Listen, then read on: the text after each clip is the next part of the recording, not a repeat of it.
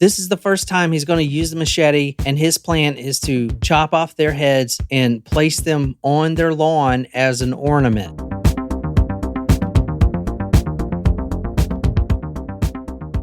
All right, let's Oh, are you trying to rush me? Look at Oh that. my God. Yes, did you call me? No, I didn't. Let's get on with it, because apparently someone didn't sleep last night for some reason. I didn't.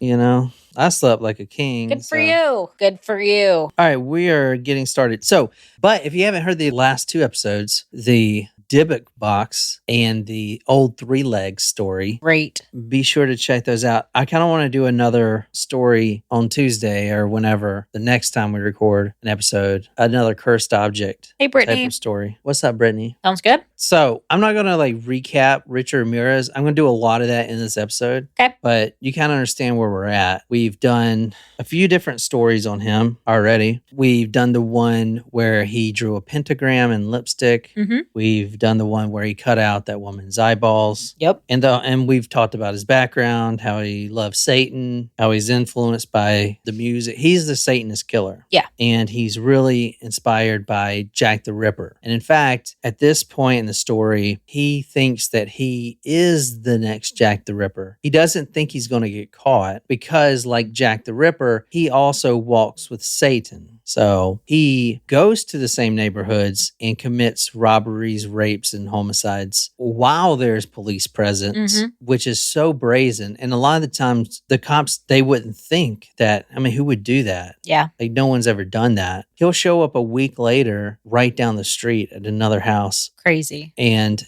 cops are driving by and everything else, and he's in there murdering. Nuts. So he is really thinking he's never going to get caught and that Satan is helping him stay off the map. But the thing is, unlike Jack the Ripper, or I don't know because we don't know who Jack the Ripper is, Richard Ramirez is more of a spree killer than a serial killer. Like, he is killing and he's not going to stop until he gets caught or he dies. Mm-hmm. So that's the difference. If he would have stopped after the first few ones, he may have never been caught. Yeah. You know, but he's not going to be a Jack the Ripper because Jack the Ripper, his story is the mystery. Right. That's what makes that story compelling. Yeah. You know? Richard Ramirez cannot get caught. He walks with Satan. Officer John Stravos pulled Richard Ramirez over after this guy, the Night Stalker, just left Eagle Rock. Let's go to Google Earth and see Eagle Rock right quick. I want to see where that's at. Does he have the same sticker? Oh, the bumper sticker? Yeah. Yeah, I guess he does. Yeah. Smart. You would think, though, they would police would maybe start looking out for that if they made the connection, but I don't think they made a connection there. I mean, who have you ever heard anyone do that before? No, but it's a good idea. Yeah, it's a great idea. I kind of want to get one just for the car, just in case. Actually, you know what's kind of funny? Yeah. Did I tell? I think I told you guys this, so I'm sorry for repeating the story. But my parents went to the Culinary Institute of America, abbreviation CIA, and so one time my dad was driving his car. He had like a Cadillac or whatever, I don't know, and he was speeding, and I think a cop either drove by him or pulled him over. I can't remember exactly the story, but saw he was wearing a Navy hat that said CIA with white letters on it. They're like, "Have a nice day." Just let him go. Oh my God.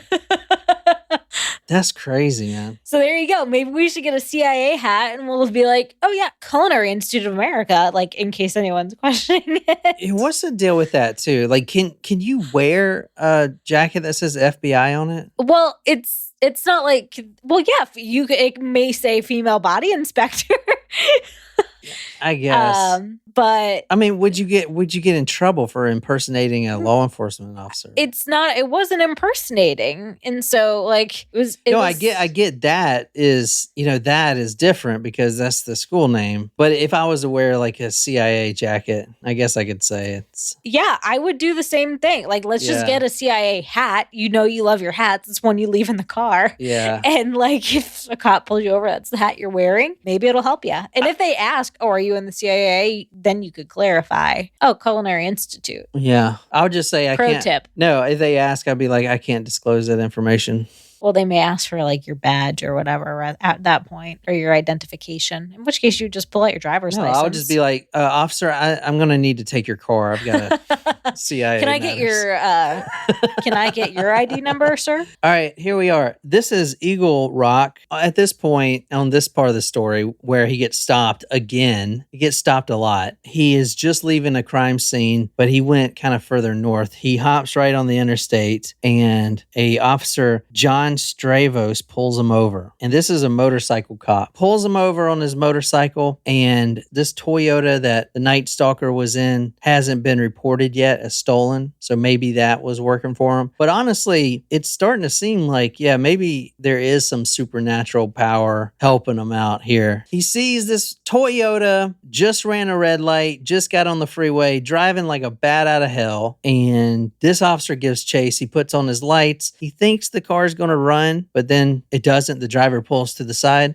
And the man driving is a Mexican with black hair. He asked for his license and registration. Sorry, officer, I don't have it. My name is so-and-so, whatever alias he was using at the time. Mm-hmm. And the officer went back to his car, went back to his motorcycle to call it in to see if this guy, had any warrants or whatever. Officer Stavros returned to the driver and said, "Hey, you're not that guy killing people in their homes, are you?" Oh, gosh. Why would you say that? No way, man. When are you going to catch that motherfucker? We'll get him. Hope so. I got a wife, Are you sure you're not him? Hey, man, it's not me. I swear. Okay, Officer John Stavros. Were you disciplined for this? No. All right. He returns to his motorcycle. Oh, my God. And continues to call in the name. Obviously, there's no record. And at that point, Satan tells his... Sydney, "No way, man. Promise, hope to die." Sydney says. That's what he says, verbatim. He says, "No way, man. I hope so. I got a wife, I mean, that's what his words were, because the cop recorded everything down. Because he knew right after. I'll tell you why. And he was probably like, man. This cop goes back to his motorbike and he continues to call it in, realizes that this guy gave him a fake name and that the Toyota has just been reported stolen. So as he's walking back, Satan lets his minion know that, hey, you've been busted. You need to get out of here. So Ramirez gets out of the stolen Toyota. He, right with his finger, he draws a pentagram on the hood of the Toyota. And he bolts. He jumps over a 10-foot fence. He's very cat-like. And the officer gave chase, but he didn't catch him. Inside of the car, though, was a black leather wallet. And this is going to be really important in how they finally identify him. In the wallet was actually his wallet. With like his actual ID in it? Not his actual ID, because he never carried that. But it had a piece of paper with several phone numbers on it. One of the numbers was for a dental practice of Dr. Peter Leung, and with a few other contacts. Dr. Leung's office was contacted, and he knew exactly who it was, because even during all of these killing sprees and rapes, Richard Ramirez attended his appointments regularly at his dentist office. Wowza. Even though he had terrible teeth, and the reason he was showing up to all his appointments was because he had some sort of tooth decay disease that could have been fatal after a while. Do you remember we were watching The Mick and he had that terrible tooth? Yeah. So it's the same thing. Richard Ramirez had terrible teeth. He never took care of them, and they were really painful to him, and they were becoming infected. And so he had really bad breath and teeth. That's what everyone said. This is his mold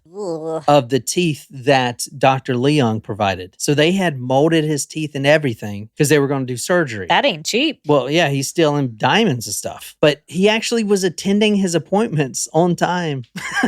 Like crazy. Yeah, that is pretty crazy, actually. So the name in Dr. Leung's records was Richard Minna, and later they linked that to Richard Manos, Mounoz, Richard Manus Ramirez. So even though it was a fake name at the dentist office, they figured it out through their, the computer system or whatever. Kind of crazy, right? Yeah. But at this point, he couldn't be caught. So we talked about that, how he's evading these cops and the bumper stickers, and that he walked. Sure, it ain't you. And that he walked with Satan. We also have been talking about the Avia footprint, right? That the sneakers. Yeah. One sneaker. Apparently, there were only 6 made of this exact sneaker. And let me show you the sneakers right quick. Those are the black Avias.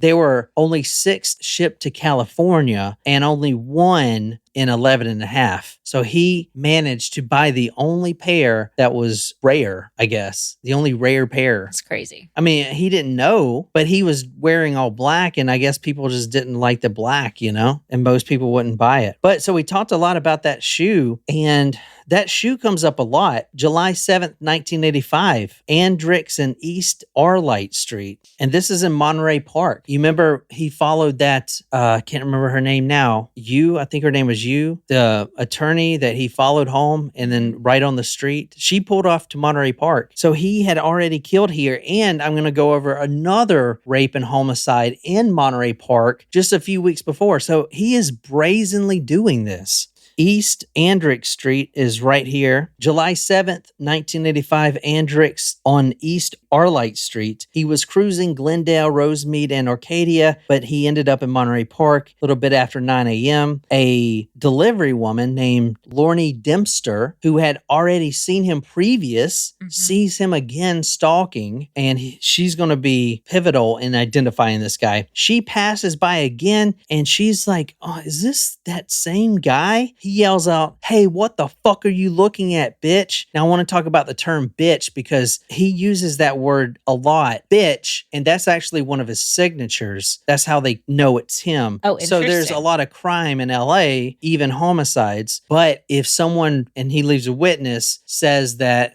before he raped me or whatever, he called me a bitch and he kept using this word bitch, that's a signature. Yep. That's how they know, okay, this is probably the same guy. He walks straight into the front door of a Joyce Lucille Nelson. He gives a quick prayer to Satan and looks around. She has lived at this house since 1949 and alone for the last 21 years. She was looking forward to retiring soon and spending more time with her 5 grandchildren. Her son, Don, was so worried about this Night Stalker situation, as everyone was.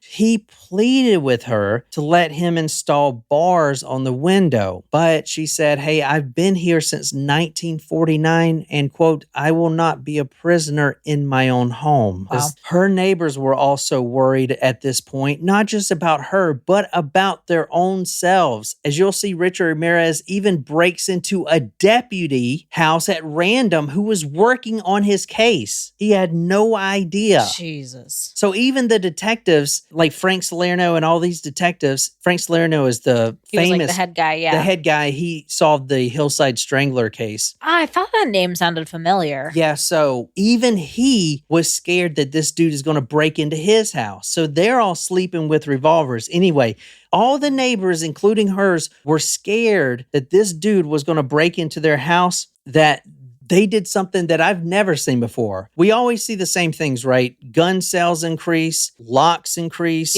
home security systems increase, all this stuff like that. But there was something else too. Paint. House paint increased because maybe the killer didn't even recognize this, and I really doubt he did because he never mentioned it after the fact, and it was probably a subconscious thing.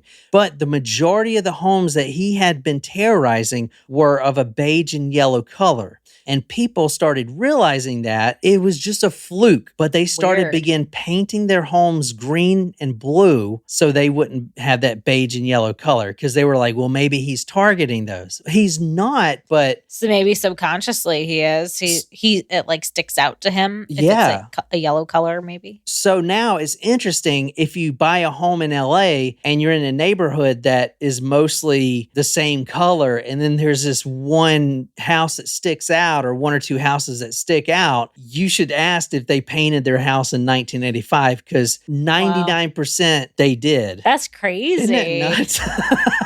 I mean, everyone was doing this. Like paint sales increased. That's wild. Yeah, everyone was, and this guy was terrorizing, and he was just not getting caught. He would go back to the same places over and over. Wow. Anyway, I'm on the we're still in the Avia shoe print, and like I said, we're kind of recapping and also doing other stories. But anyway, he walks right into Joyce's home, and he at this point is getting really confident. So he pulls out his .22 automatic and puts it right to her head, and then he wakes her up. Wake up, bitch. From The Night Stalker by Philip Carlo, startled, her eyes bulging, said, "Oh God, who are you? What do you want?" She quickly figured out, though, who he was. He takes that pistol and slaps her in the face. "Shut up, bitch, or I'll kill you, motherfucker. Where's the jewelry? Where's the money, bitch?" Sydney says, reminds me of Scary Terry from Rick and Morty. Yeah. I was thinking about that last night in the shower, actually. Scary Terry. That was good call. That was Good really call. unique. I was thinking about that because I've been playing this game called Dead Space, right? Yeah. And there's these monsters, and they're all ugly and grotesque, and they're, bad guys. But to them, all right, I don't know how I'm going to say this, but like you have this whole thing of monsters. Some of them have to be hot or sexy to other monsters. You know what I'm saying? This is an interesting thought. I think you need to tone it down on the monster games. You know what I'm saying? Like to them, like someone's attractive? Well, not just that, but I mean, I don't know. Fuck, I don't know. Okay, sure. So, which ones did you find hot? At this point, she knows what's coming. He slaps her on the face, and then he dragged her to the bedroom by the hair and beat her to death, kicking her in the face so hard that she spun around the floor. He left a clear imprint of the Avia shoe embedded in her face. When Frank Salerno gets to each crime scene, that's the first thing he's looking for. Is this our guy? There's crazy. A dead body. Is there an Avia footprint? Well, there's one embedded on her face permanently. That waffle-shaped pattern is embedded on her face. This is what that footprint looks like. Wow. It's very got a unique waffle pattern, I guess. But that print was embedded right on her face. Nuts, right? Yeah. I mean, that's how they knew that he was here. That's fucked up. Dale Nelson, the son, says, "My mom, she would have been retiring just about this time and really starting to enjoy life. She was brutally murdered by Richard Ramirez, and it is really the pits. I mean, he has no, emotion whatsoever about killing all these people, including my mother." Don Nelson, the other son, said he told the jury that Richard Ramirez murdered my mother 3 times. He beat my mother in the head with a heavy metal object. The same beating caused my mother to lose blood that my brother and I had to clean up. People wonder when someone dies, who cleans up the mess? It is the family, the survivors. Speaking of survivors, we know he's left survivors before. Right. So, April 14th, 1985, 1586 Trumbauer Street. Let's go there. Okay. This is in Monterey Park, right down the road from the other one. Oh my God, did you see that? Check this out. This is how close this is. Okay, the one we just went to is East Andrick Street, right there. Uh-huh. And now we're going to 1586 Trumbauer Street. That's close. Like what, 4 blocks away? Yeah, that's super close. Super close. Crazy that he's doing this right after. April 14th, 1985, 2 weeks and 4 days after the Zazzara murders. That was the one with the eye. He pulled out the eye. Yep. A 911 call comes in. It was 5:04 a.m. Monterey dispatcher Darlene Bosey gets a call, and all it says is, help me. And then it hangs up. Fire Captain Norman Case was first to arrive. He runs through the open door and he sees a man, Bill, the one who had called 911. He had slipped unconscious. Now, at this point, it is just the EMTs that get there. They have no idea there's been a break-in because all the 911 call said was, help me. Maybe this guy's having a heart attack. Nobody knows. And it's dark inside. There was no lights or anything on. So the EMTs rush in. Bill was sitting on on an easy chair, unconscious, barely breathing. The room was dark. The EMTs rush back. They get all their supplies. They get CPR gear and they clear the floor. And they realize, wow, is this guy a hoarder? Because it looks like there's stuff everywhere, like a tornado went through here. It's actually because they were just ransacked an hour before. They have to clear a path. An elderly female in a nightgown is standing in the hall. She is incoherent and her thumb was badly bleeding. She appears to be in shock, but she's still alive. Lillian, that was her name, was always this way ever since at least 3 years ago when she had that stroke and it impaired her speech patterns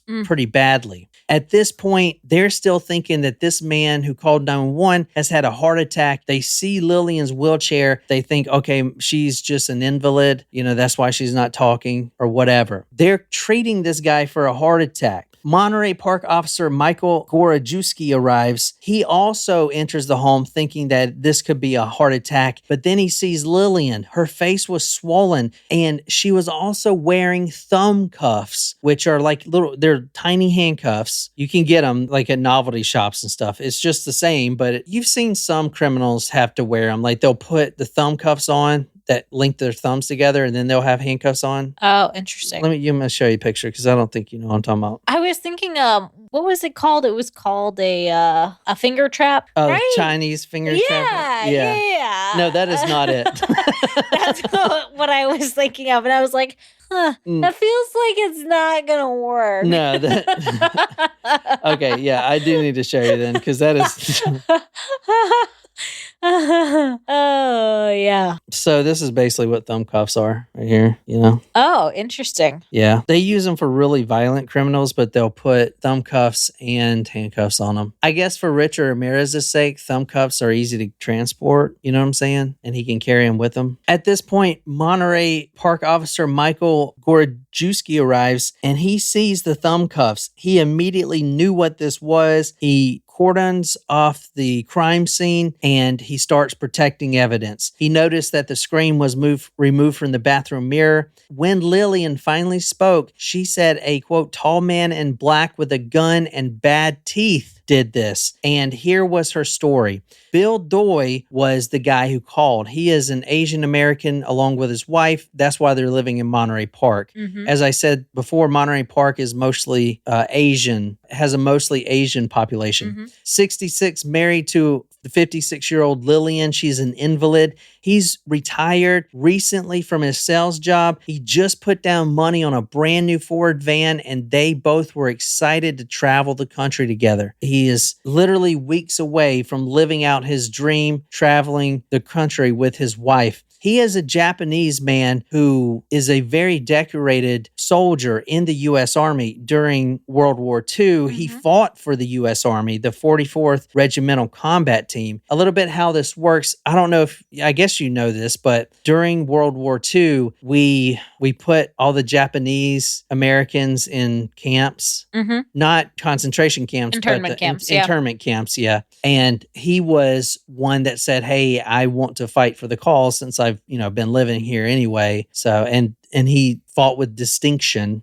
Anyway, at this point, they had no idea that someone had entered their home. They were sleeping. And Richard Ramirez will say this about how to sneak in a house like this and not wake anyone up. Oh, it takes years to learn how to to use the cover of night. It's not easy. You have to practice it. And you need someone who knows what they're doing to teach you. You've got to be aware of everything at once. And you always have to be careful about making noise. You've got to learn to move without noise. He cuts a screen from the house from an unlocked window and he says a prayer. Satan, this, what I, your humble servant, am about to do, I do for you. He walks past Lillian's room and sees the wheelchair. He knows that she's an invalid, which pisses him off because he wants young girls. He wants another Whitney Bennett. He doesn't, a 16-year-old. He doesn't want all these old women, but he's doing homes at random. So that's why he keeps finding himself here. He goes to to the bedroom of Bill, raises his 22 and chambered it. But that cold metallic click of that semi-automatic pistol wakes him up because he has fought the Nazis, for crying out loud. He's very vigilant. He immediately goes and grabs his gun from the nightstand. And he doesn't know that this is the Night Stalker or who it is, but he's going to shoot whoever it is. He's about to lift it up and point it at Richard. Richard sees this, that he's reaching and pulling that gun up, and Richard takes the first shot. The bullet hits Bill right above the upper lip and through his tongue. He began, what'd you think? He was going to kill Richard Ramirez? Yeah, I'm like, go Bill, do it. Or at least hurt him, get the first shot. Ugh. He began choking to death on the bullet because it became lodged in his throat. I told you he likes to use those 22 calibers, those small calibers, the ones that don't exit. Mm-hmm. And that's why. The path that the bullet had taken, tumbling after it had entered, had caused severe damage to his tongue, voice box, and brain. He couldn't pick up his 9mm and pull the trigger. He tried to beg for his life, but could not articulate his words. Blood gushed from his mouth. Lillian awoke in the other room. From what I saw, they were sleeping in different rooms. I guess older couples It's not do uncommon, that. yeah. Like, I feel like your grandparents might do that. Or not. My grandparents did do that, Yeah, it was like a thing. It wasn't separate bedrooms, but I know that they had separate beds. I kind of wonder if it's because they made smaller beds back then. They didn't make big beds. No, they did. My this is gonna make you laugh. My Pepe, he had, I think, Alzheimer's towards the end, but he would make jokes. He was like, "Yeah, we had to eventually sleep in separate beds because we had so many kids." Oh my god, he was like, couldn't keep her off me. Jesus Christ. Yeah, they had 6 kids. My dad, I think, is one of 6. I think 6 kids. Lillian wakes up in the other room, and she's now listening in pure horror. The man that she has loved for the last 40 years is taking his last dying breaths. So he's going to live on a little bit because he's the one that made the 911 calls.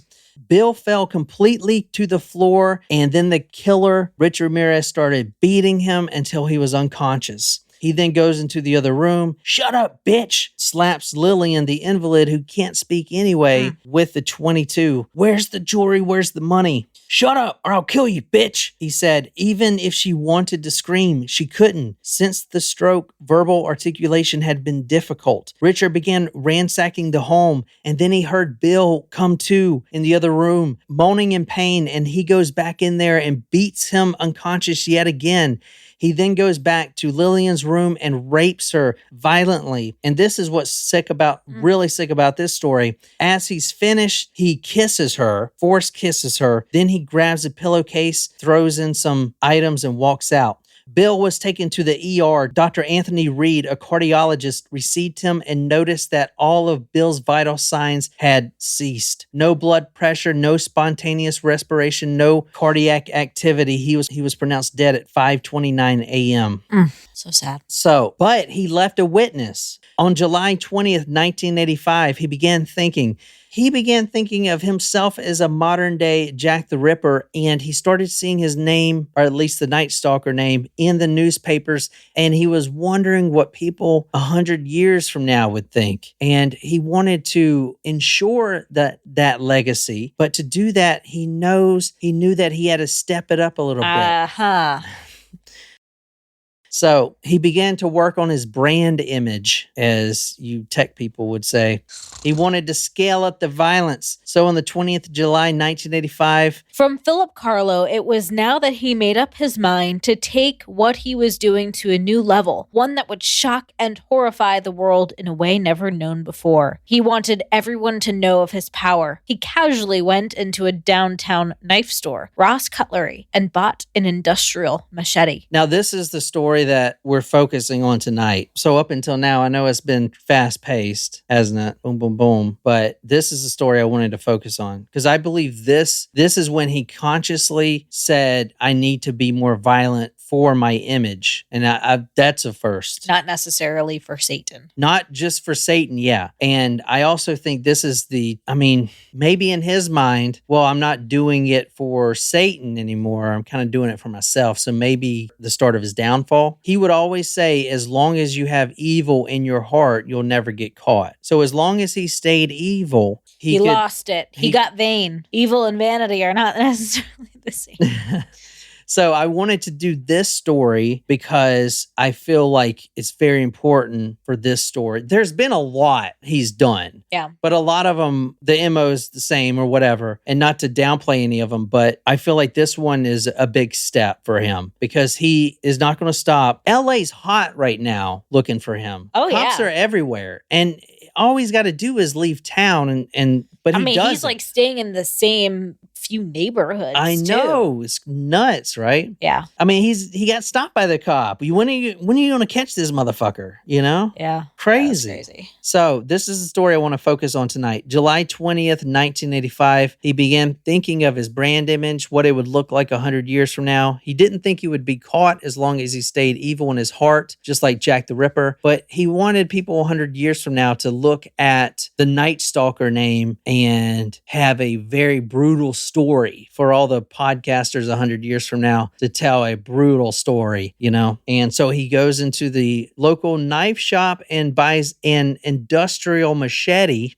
His next move, he decided, would be to leave the heads of the victims on the lawn as ornaments. That's where he's going to tonight. Another stolen Toyota. He cruises into Glendale. Unfortunately, all the windows were locked in this house that he stopped at because the Night Stalker is in town and everyone's painting their houses and putting bars on their windows and locking up all their windows and everything else. He is seeing it more and more. As he'll continue to break in homes, he gets more frustrated. Everything's locked, you know? When he first started, he could just walk in the front door. Yeah. And now it's like, shit, what am I supposed to do? Climb through the damn chimney? He was forced to cut the screen off of a French door and put his hand in there and unlock it. But he didn't enter the house. Instead, he went back to the car for the machete, walking quickly, all his senses sharper and more defined. He retrieved the large blade and returned to the yard, keeping his hand down, the machete hidden in the fog, which swirled around his legs as he moved. Before he entered the house, he knelt on the ground and prayed to Satan. By all that is evil, I, your humble servant, invoke Satan to be here and accept this offering. But was he doing it for Satan or was it for himself? This is the first time he's going to use the machete, and his plan is to chop off their heads and place them on their lawn as an ornament, as some kind of weird, sacrifice. Almost like a Black Dahlia situation, Yeah. Anyway, Max and Leah Kneiding, this couple right here, another elderly couple, 68, 66 years old. This one's really sad. Max and Leah, 68 and 66 respectively, high school sweethearts. Their first time was with each other, and now they're almost 70 years old from high school. That's a long time. I mean, I don't know, man. My sister and Omar have been together for that amount of time. I mean, they're not old, but... Could you imagine putting up with me for... Well, that's like kind of the plan. They had known one another for 50 years and were as much in love today as they'd been when they first met. What he did next, Richard Ramirez does next, I believe this event shows how truly psychopathic, self-serving, and filled with hate this dude is. And then when I wrote that in my notes, like, okay, I want to say this, that he's self-serving and filled with hate. Then I also wrote a note that said he would probably want that to be said about him, because that's the type of person he is, which is like crazy. Yeah. Anyway, he's waiting in the doorway for about 5 minutes. He wants this event to be epic. He wants people 100 years from now to remember how this went down exactly, because he wanted to be idolized like Jack the Ripper. So he stands there and stares at this couple snoozing away, and they are just completely out, like nothing's going to happen. It's dark in the room. This shows you how much fun it is for him. His left hand scales the wall. He's looking for that light switch. The right hand is holding this machete. You know what a big machete is, right? Mm-hmm. Oh, yeah. As soon as his fingers of his left hand touch that plastic light switch that is flipped down, he flicks it up into the up position, which means what? He's not, before he's going straight to their head and pulling the trigger while they're sleeping. Remember the first stories we talked about? Now what's he doing? He's got a big machete and he's turning the light on. He wants them to wake up. What, like, you know what I'm saying? Mm-hmm. I mean, he wants them to wake up, it just blew my mind when I saw that. According to scientists, it takes anywhere from 10 milliseconds if you're in a light sleep to hundreds of milliseconds in a deep REM sleep. I was trying to figure out how much time it took them to register that someone turned on the lights and was standing in their doorway with the machete. Now, regardless of the time it took, Max was the first to lift his head as his executioner started staring him down with those dark, evil eyes that he has, staring him down with this machete. Then he kicks the bed. The lights are on, kicks the bed. Reminds me of boot camp, like turn the lights on and get everyone up. They used to throw the trash can. Yeah, they would take the trash can full of trash and sling it across the freaking barracks floor. Oh, yeah. Okay. Anyway, kicks the bed. The lights are on. He wanted Max to sit up. Because what do? You sit up. And when you sit up, you create this perfect silhouette for a guy with a machete. Because he wants to do a clean cut. He also wanted them to see it because at this point, all the rest of his murders, he's going to be hysterically laughing. Like he's having a good day at work. Like he's, doing whatever. Cutting down a tree or something. Or some bushes like at work as a landscaper laughing. Richard kicks the bed. The lights are on. Max is the first to sit up. Quote, Max bolted up, not believing his eyes. Shocked, startled, seeing death as clearly as an oncoming train. Lela screamed. The maniac, laughing hysterically, yelled, "Rise and shine, motherfuckers!" Fucking nuts, right? Mm-hmm. Rise and shine, motherfuckers. He then brings down that machete on the left side of Max's neck. What the fuck? He kicks the bed. Rise and shine, motherfuckers. He has the machete up. He says that. Rise and shine, motherfuckers. What is this guy, man? Is that not insane? Yeah, he's crazy. Yeah. Straight up crazy. Now, he wanted that neck to come clean off. But like Jack the Ripper, remember Jack the Ripper had problems getting the head off. Yeah. That head didn't come off. The machete wasn't sharp enough. Or maybe that's just not the right tool to have. Either way, he got half the neck off, and then he pulls out that 22 from his waistband and cracks him right in the forehead, shoots him right in the forehead with it at close range. Lela at this point is screaming. She just saw her high school sweetheart for the last 50-something years almost get his head chopped off and now shot in the forehead. She starts crying and begging for her life. I also found it ironic that Max is a respected deacon at the Glendale church. I kind of feel there may have been some energies there, Yeah. like with Satan and Jesus or, the Holy Spirit or whatever, because he's such a religious man. You know what I'm saying? Yeah. I don't know. Lela is now screaming, begging for her life. He pulls the trigger in her face 3 separate times, shoots her dead, 3 bullets right in her face. He gets on the interstate. He goes, within 30 seconds, he's on the interstate. He goes directly to his fence's house, the guy he sells the jewelry from. Now, after this, the fence, he's a criminal too, but he's starting to suspect this may be the Night Stalker. He's just beginning to suspect. He's kind of suspected before, but what's he going to do? Go to the police? He's also breaking the law, but even this guy has a conscience. He said after this one, he's no longer accepting any more jewelry because he's tired of this man bringing jewelry back with blood still on it. He doesn't even wipe it off. He sells it to this guy with the victim's blood on it. Jesus. Isn't that nuts? Yeah. Gross. So the machete didn't work like he wanted. Now we're going to end there, but the next episode we're going to talk about it'll be a final one. I'm done with this guy.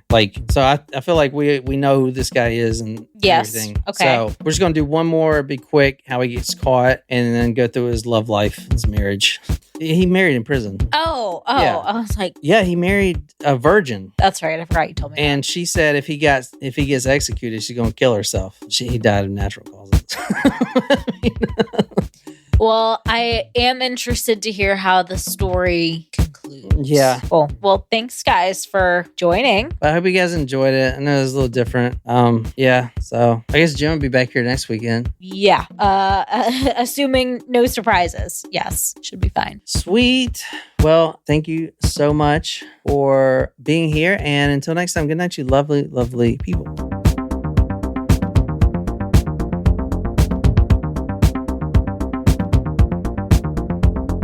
I kind of run this shit.